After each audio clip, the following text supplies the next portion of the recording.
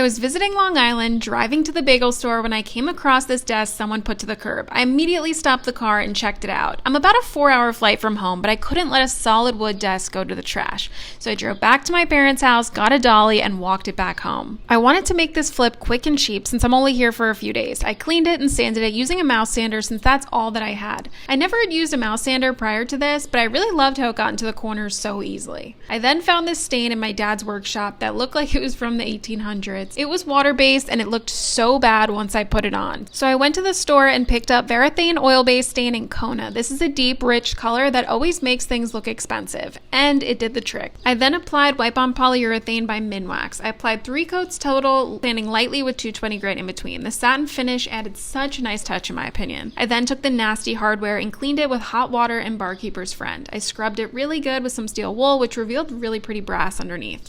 And as a reminder, here's the before and here's the after. Even though this isn't my typical style, I love how it turned out and I'm glad I was able to save it from the landfill. It only took me a few hours of work and now I just hope it will sell before I have to fly home in a few days. So if you're on Long Island and want a cute little desk for cheap, send me a DM. Don't forget to check the caption for the step-by-step details.